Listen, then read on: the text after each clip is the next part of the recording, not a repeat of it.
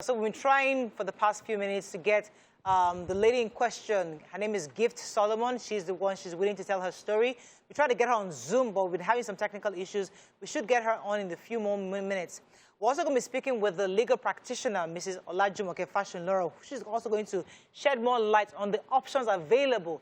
But whilst we're trying to get that connection together, let me try to reiterate the story for those who are just joining us. So this is a young lady who, according to her, she believes that she's been oppressed by her rich aunt and uncle who have engaged her as a surrogate for their children.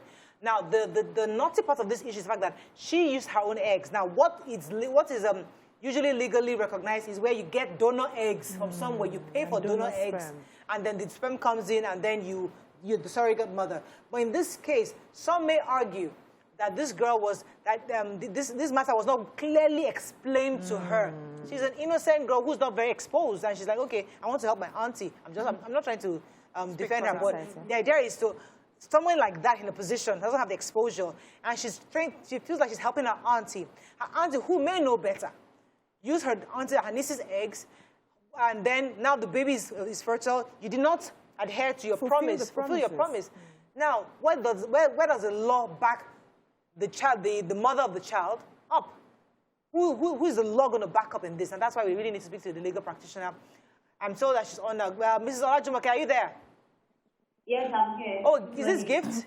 This is Gift Solomon. Yes. Oh, thanks for joining us. I guess we couldn't get you on Zoom, so we'll speak to you via the phone. So in a nutshell, let me give you an opportunity to tell us in a few minutes your story before we then get the other experts involved. Okay. My name is Gift Solomon. So this whole thing started in 2016. It was in 2016 when my auntie and the husband, they have a polytechnic in Anambra State. So they were giving a mass admission. It was actually a scholarship. So they were giving to people, friends and relatives. And if you're interested, you can come to the school and you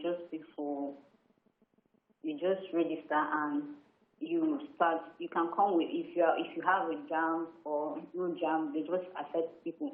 So when she called my mom and told her about it, so my mom said, okay, she has people that want to go to school.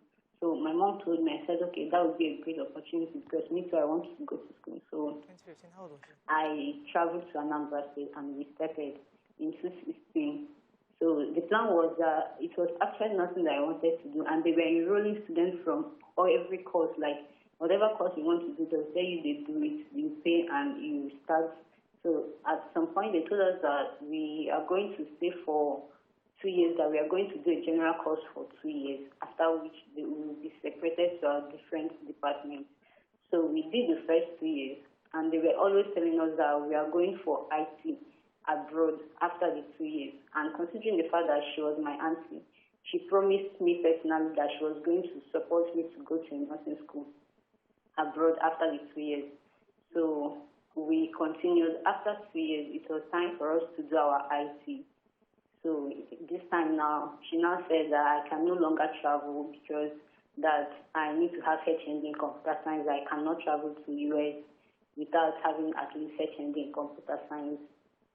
So I was angry. I said this was not the initial agreement. So actually, I wanted to stop schooling. See, when they now came back, so she called me one day and told me she wants someone that can carry a baby for her, that she will pay the person, and that once the person is pregnant, she will send the person abroad. Then once the person gives birth to the child, that she will settle the person. So if I have a connection, I said, no, I don't have such connection. So I went home.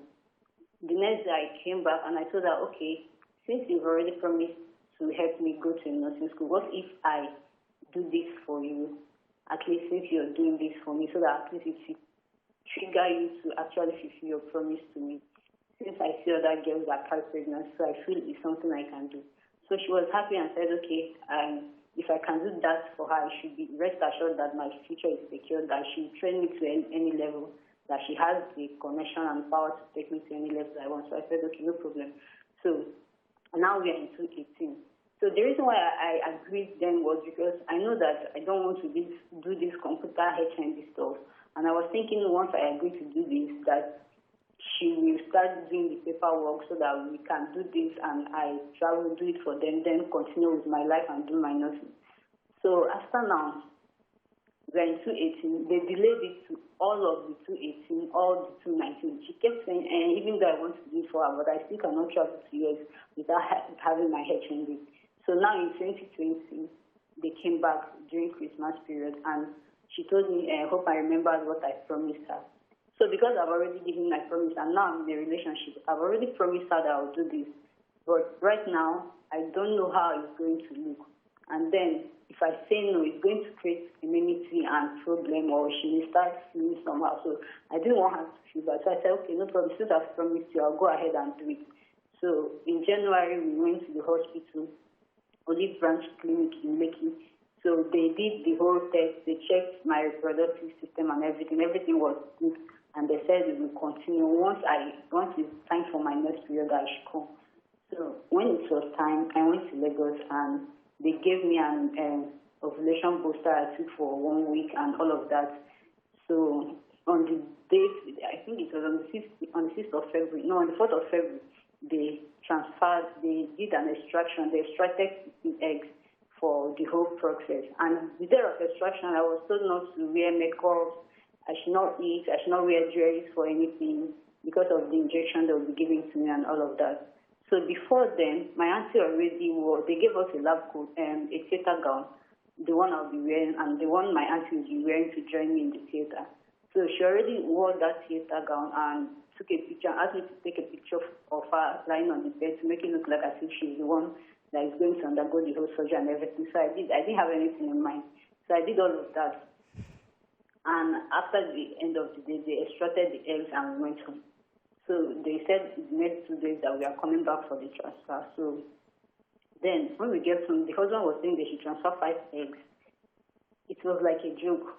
So when we got to the hospital the next day, before then, they've been having meetings, the whole process, they've been discussing with the doctor. The doctor never called me to tell me how all of this whole thing works, because I already told the doctor that she's like a mother to me and that she's a nurse, that she explained the whole thing to me, so that he don't need to worry about telling me the whole process, that she can do that. But then she didn't say anything to me, so we did everything.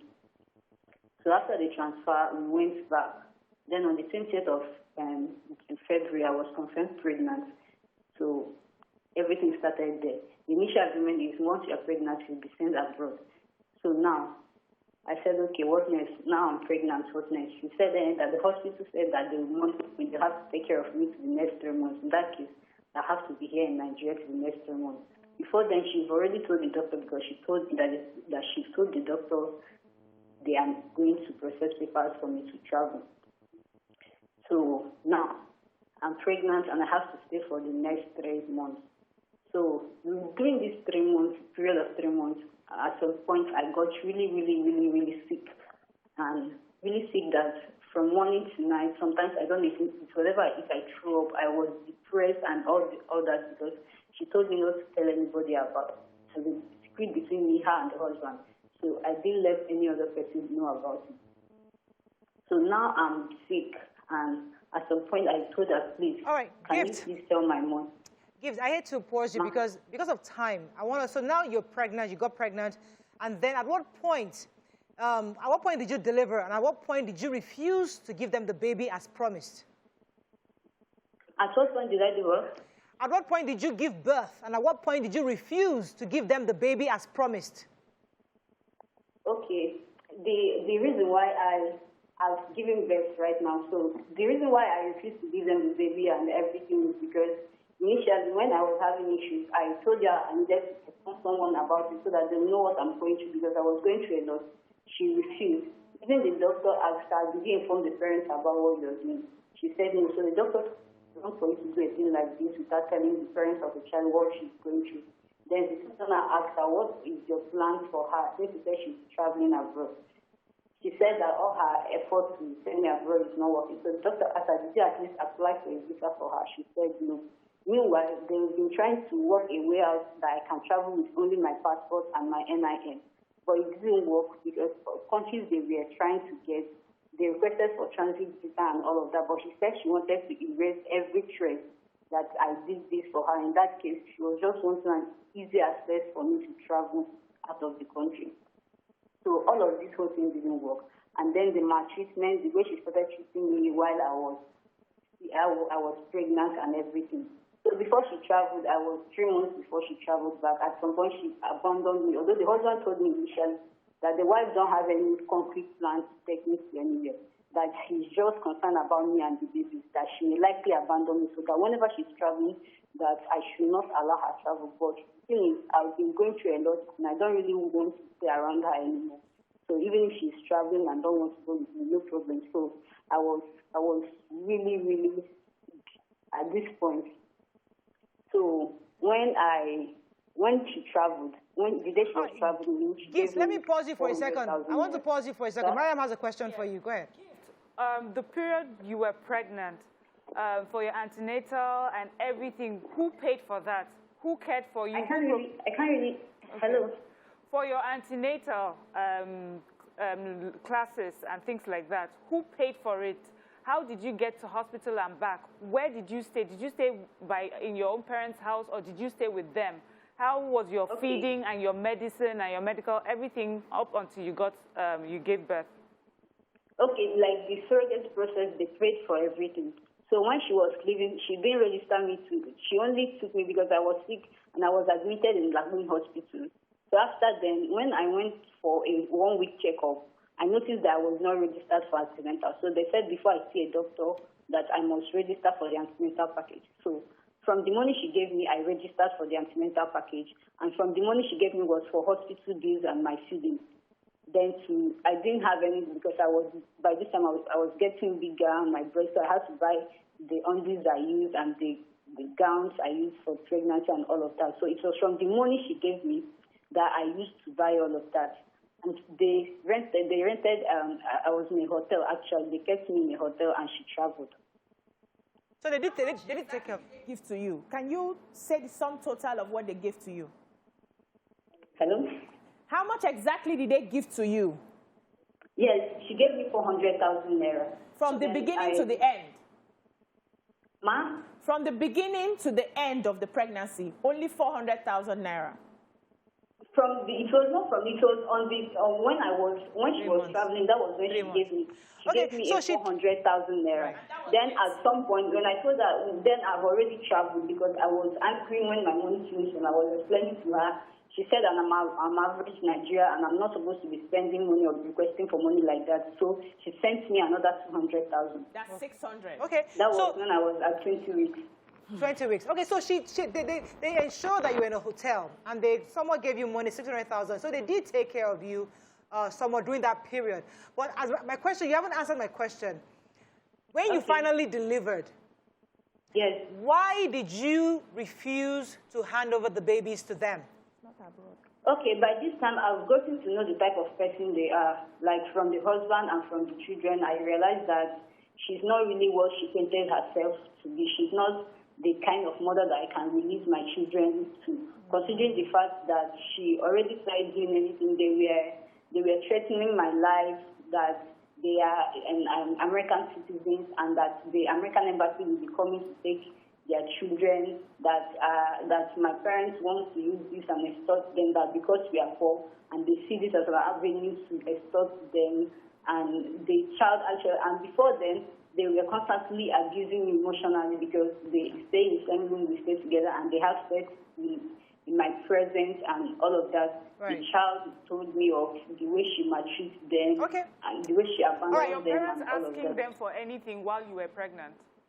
Did your parents reach out to them to ask for anything? And did they give them anything, any money or anything while you were pregnant?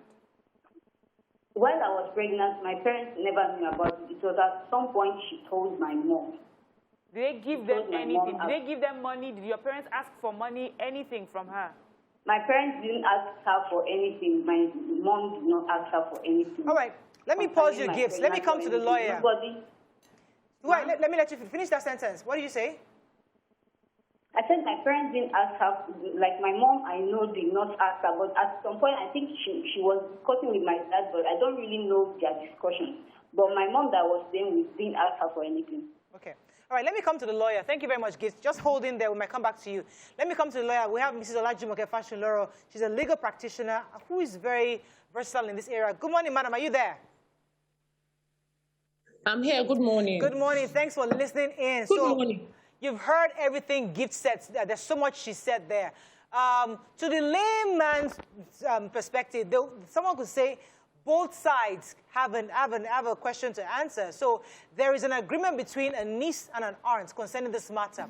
There's no legal document, as we're aware, but it is clear that from intention, this young lady knew she was carrying these babies for somebody. And these people also did their best to take care of her and ensure she was put in a place for the baby. So what do you think she's morally right to refuse to hand over the babies to these people because of how she was treated, quote unquote? Okay, good morning again. Well, I didn't get the part of when you say carry, I didn't get that part of, like, is it our egg or someone else's egg? So I need to know that. Okay. Because if you're talking about surrogacy, yeah. Let me let Gift answer that question herself. Gift, are you still there? Yes. Yes. Were they your eggs or somebody else's eggs? It was my egg. Your own eggs. Thank you. So, Madam Jumoke, go ahead. Okay, good. Okay, so then the second question will be: Did they have a valid document? No, they saying, didn't. okay, these are going to be the terms and conditions of this transaction? Did they have anything like that? None. That governed whatever happened between the parties? No, they did not. Hello? No, they did not. Okay, so they didn't. Okay, so at best, what they can have here is co-parenting between herself and the owner of the sperm, as it were. Because if she's saying, realistically, these kids are babies. Yes. They are babies. They are babies. So the best that can happen here is co-parenting. And you have to understand that during gestation, that's the pregnancy time, you would know that the babies, or the baby as it were, would have formed, there is a bond that is formed between a mother and child. So for a mother to say, I want to give this child away, there has to be an incentive, there has to be motivation, there has to be a reason. Yes, like a superior reason that would convince you to be like, okay, I want to give up my babies. But she doesn't have that conviction. And again, we need to know that the welfare of the babies is very paramount. If she feels, as a mother, if she has a maternal instinct and she feels like these babies will not fare well, whoever she's taking them to, she needs to be listened to. Wow. And if she says she has been unfairly treated during the course of pregnancy, I didn't get all the facts. Right. But, well, the little I got, if you can say, if she's saying she wasn't treated well, then it means she doesn't trust her babies to be with this kind of people or that kind of person, as it were. So, and again, because they did not have a valid document, they didn't have a valid document, and I think that makes it very easy. Let her have her babies and let's do it. And again, in all we have said, she got a total sum of 1 million naira. Are you going to say 600,000? Do you want that? 600,000. I heard another 400. 400 then 200. Oh, Yeah, 600 for one full 9 months. No, you can't. bills. It's not even questionable. It's not even questionable, realistically. It's not questionable. Okay, let me pause you for a second. Nima has a few... Let me pause you because I have a lot of questions. In this case now, where she's saying because she wasn't well treated and she wasn't well paid, she's not having any other motivation for not giving up the children except payment. Does she still have a right to have the children just for payment? No, she said she wasn't well treated, and that's something to look at. If she wasn't well treated, what makes us think that the babies will be better treated? If you understand what I'm saying. That what we're discussing here is lack of payment. We cannot assume. We shouldn't assume. We shouldn't assume. Well, even if she's basing her reluctance to release her baby on the point of not being well paid, well, that's not that's questionable. But it is still a valid reason. It is questionable, but it does not invalidate the fact that she feels like, well, these guys didn't give me enough money, and I don't think they will take care of my child. Right. Maybe it is.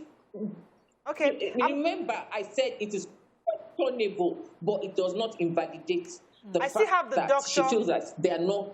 Right. I still have the doctor. I still have the doctor on. We'll come to you, Dr. Ajayi, in a moment. Let me come to. Okay, madam. I want to ask if she has a fighting chance in court. You know how we are in this part of the world, where the person who has the money will be the first person to take you to court. No. Even the law favors a mother to keep her kids. The only reasons why a court would not give custody to a child will be like if the woman is of questionable character, if she has shown that she's not mentally okay to take care of a child, she's not okay to take care of her child, she's not stable. But if she's found to be stable, if she's found if she's able to provide a conducive environment for the children, yes. For a woman that took her child. For a woman that took herself through 9 months, she didn't hurt herself, she didn't hurt the babies when they were born. Right. Well, I can establish that she's stable enough. Okay. Yes, she's stable enough, and if she's fighting now, meaning it means she loves her children and she wants to keep them. Right. So, okay. I mean, she has let me pause you for a second. Yes. Also, my question will be, we are now aware, at least based on what Gift has told us, that the eggs are hers. They are not the woman's eggs. Could it can come up in court to say that maybe the woman does not feel any way related to these children and feels no maternal instinct in making sure that those children end up with her? After all, they were not her eggs. Can you hear me? Hello? Did you get that? Well, hello? Yes. That they can be. No. Okay, doctor. Oh, well. Hello? It's like, yes, can you hear us? Madam, can you hear? Is the question doctor? Are you talking to me or the doctor? Okay, let's take the doctor. Let's question to the doctor. Dr. Ajayi. Yes, I'm here. Please, go ahead. We don't want to answer Mariam's question, please. I didn't hear what she said. So okay, I'm saying that. Trying to listen. Okay, go ahead. Okay, I just said the eggs are the surrogate's eggs, the carrier's eggs. They are not the other woman in question. They're not her eggs. So she may not feel any maternal instinct towards those children. She's not biologically their mother. That's why she may not find it conducive or convenient to make sure that Gift gets fully compensated.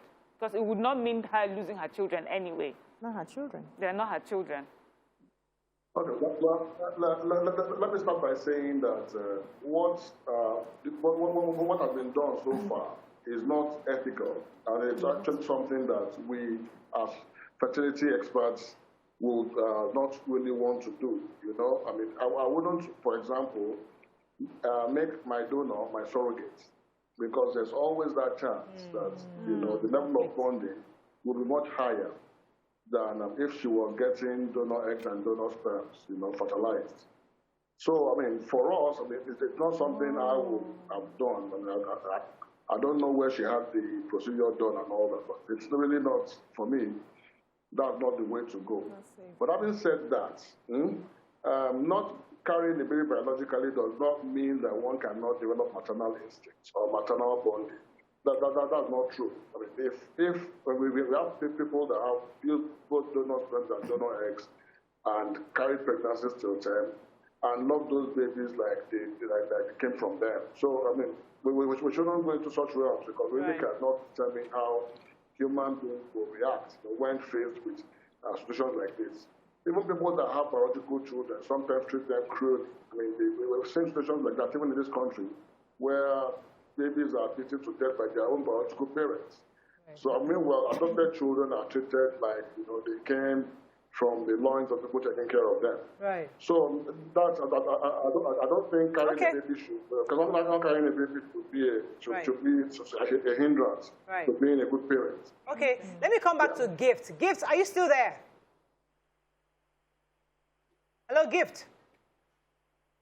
Please. Gift, yes. Let me ask you this question, Gift. What would it take for you to give up these children to this family? Are you still interested in doing that? Or are you still interested in giving up these children at some point? Can you hear me, Gift? Hello, Gift?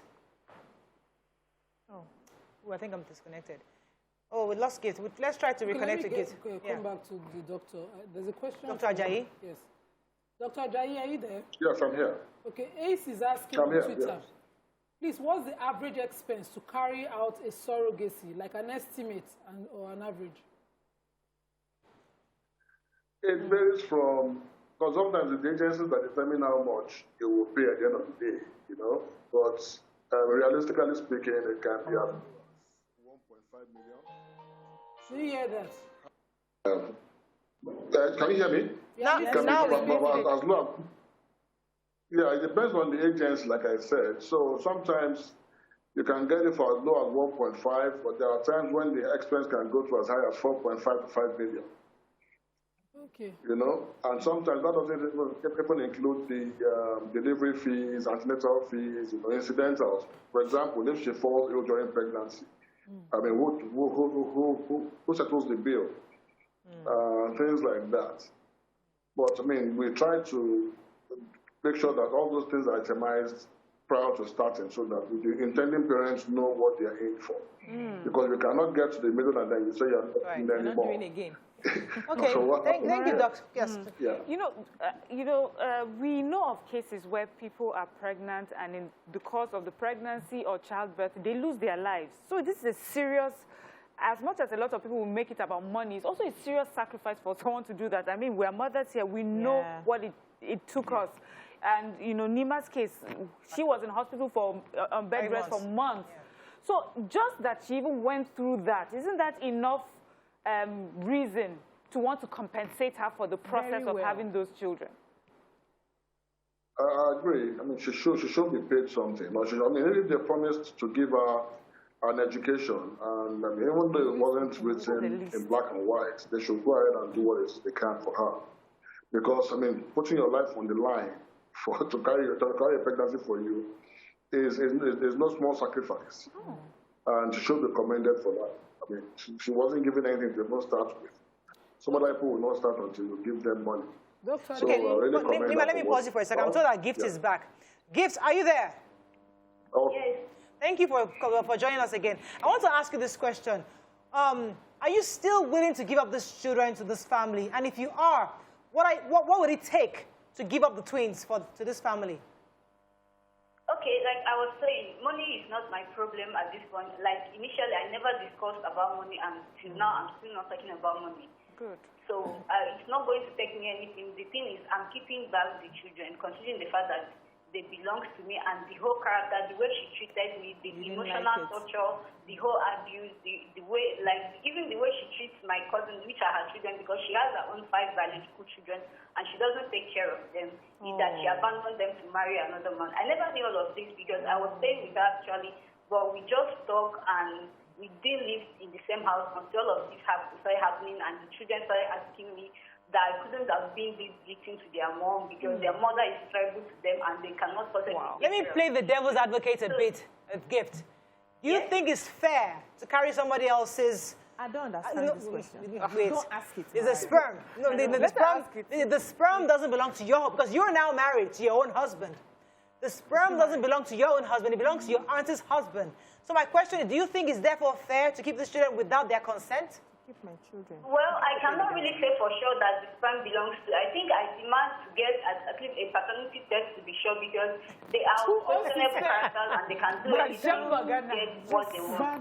I can't really be sure because no man will leave his or her child, considering the fact it wasn't like he had an intimacy or anything. this was just, I went through surgery and this was done. Then at the end of the day, they abandoned me and they were still threatening my life to do things, evil things to me. When I was carrying, okay, a so-called child, if it's the man's time, like he's claiming. So there's no man, like no sensible man will leave a child for that long. They left me as early as 14 weeks and I took care of myself from that stage to when I give birth. And these children are 1 week to 6 months. And all of a sudden they are coming back to lay claim of the children because they know my dad is dead and they are threatening to come to my dad's burial, to come and disorganize people, to call police, to arrest me, that I've been in jail, that I'm a kidnapper and all of that. They've been tagging my name and they've said all sorts of things. So I must get a paternity test to be sure. Let me go ahead. For now, I'm still not sure because the woman is told me that the husband is not fertile. He pregnant a woman. So till that is done, I can't really say for sure. But I'm not giving back. My stand remains the fact that I'm not giving back my children. Because they belong to me and they abandoned me when I needed them. Hang in there, please. Please. Yeah. You have mentioned that they are threatening you. Are you planning to take this to court yourself? Do you have that plan? To take the matter to court, to protect yourself and your children? Do you have that plan? Yes, if I have to do that to protect my children. Okay, let me... They're really threatening my life, and I even went as far as hiding because they've been sending people to monitor us. They sent people to kidnap us, but it didn't work. So we get to know what was happening. So I'm in a hiding place, like I'm hiding to cover myself right now. So if that's what it takes for me to protect my children, I don't mind taking it to court. All right, let me come to Mrs. Fashion Laurel. Lawyer, are you still there, madam? Hello? Mrs. Fashion Laurel, are you still there? Very good. Let me ask you this question. And as I said, as my job as a moderator, I have to play the devil's advocate sometimes. So now, if I'm the father, it's my sperm that was used. And I am an American citizen. So my children are American citizens. And I can actually lay claims to them because they are my children. So if I'm an American citizen, can I therefore go through the embassy to demand that my children be taken to the... Because if you can prove that you are better capable of taking care of these children, would they give the children to me as an American citizen? You will carry your wife along, which is the mother of the children. Okay, so if he goes to the embassy and says he wants to collect the kids, on what basis? Because he's an American citizen. Because they are his children. So they will take the kids away from the mother. Because it's the blood. That's his blood. That's his own. Go ahead. It's his own blood. Well, it's the woman's blood as well. Yes. It's the woman's blood. These things are not the way we think they are a lot of times. And if I'm not mistaken, I think the consent of a mother is usually very sacrosanct a lot of times. So I really do not understand. Even in America, I think, yes, even in this America we're talking about, these kids are minor. They are infants. Yes. So I really do not even think that they would listen to the father saying, because I'm an American citizen, I want to take the kids. I think children are legally, I think they are best kept with their mothers. The only reason is if the woman is not stable, like I said. If she has proven not to be a good mother, if she's not going to be a good mother, well, yes, that's right. Okay. Let me get Nima to jump in here. So I wanted to ask the doctor. Dr. Ajayi? Dr. Ajayi, because this is, of course, your area of practice. Have you ever seen a situation where the birth of a child cost the surrogate mother her womb? And does this in any way change the terms of agreement? So let's assume that the cost that was, pegged, it was pegged at 5 million. That's the maximum you talked about now. And now she's lost her womb. Can she then change the cost and say, because I have lost something that, for a life I can never have other children, this will cost higher or even, cost the children? Well, fortunately, I've not been faced with such a situation. But like I said, things like that happen. And some surrogates have lost their lives in the process. I mean, there are several situations like that. And I mean, the agreement usually sometimes specifies, for things like this. And they usually would put a fee to how much you will get if anything happens while you are pregnant. And even, some agreements even go as far as, compensating the family in case something happens to the surrogate while pregnant. So those things are usually spelled out in the agreement, and good lawyers usually know how to draft this. I don't have a figure, but I mean, there are ways that compensation is given to those surrogates. Right. So if they have to have cesarean section, for example, which is not vaginal delivery, they get paid a bit more. If they are having triplets, twins, they get paid a bit more. You know, things like that are put in place to protect their interests. Okay. Okay. So it's possible that if anything like that happens to her, she will get compensated. Okay. Even if she has a good agreement in place. Okay, so my question now is to the lawyer. Now, if Gift decides that she's going to hold on to her children, does she still would she still have any rights or to, let's say, child support from that family? Would she also still get the initial compensation, agreed compensation that they had? See, you keep saying the initial agreed compensation. That was not documented. So we're going to be going back and forth. I said this, they said this, they didn't do this, they did that, they didn't do this. But of course, because now that woman and the man, they have children together, it is compulsory that they take care of these kids. The law is not interested in what the man said or what the woman did. The law is interested in the children. That is all. That is all. The two of them must come together. And when I say the two of them, I'm not even considering the aunt in this situation. She's not a part of this conversation that I'm talking about. I'm talking about the woman that carries the child and the man that fathers these children. So they have to come together and tell these kids will be taken care of. Wow. That's just my own submission. Let me come to Gift. Yes, the law is not interested. The law is not interested. The law is not interested in the politics and all the going on, the shenanigans. No, the law is not interested in this. The law is interested in the children. Right. Okay. And Let me come. If they cannot get their acts together, you will be shocked. Somebody will find something to take the kids away for proper care. Let me come to Gift. Gift, are you there? Yes, I'm here. How is your own husband taking all of this? What's his own input into all of this? Okay, like I already said, they are threatening our lives. No, I'm talking about your own husband. I'm calling the well-meaning Nigerians to look into the matter and help me get justice. Because Dr. Shila Munyemobi and the husband, Professor Gamelia Munyemobi, they are really threatening our lives. They warned my husband. They started my husband kidnapper because he got married to me, and that was all he did. So the way everything is going is really getting out of hand. So that's why we are involving everyone to know about it, just in case anything happens, because the threat is too much. The threat is too much on our lives. When you say threats, could you kindly tell me what exactly you mean by threats? You said they wanted to come to your father's burial to embarrass you. What other threats are we talking about here? To take the children, they told other people that they are getting us, they wrote a petition against us to the IGF police, and that we are kidnappers, and that we are requesting for ransom, so we help their children. So all of that, they did. All right. And another person told me, she told her that she wants to get me arrested, that I will be in the police station while they take away my children.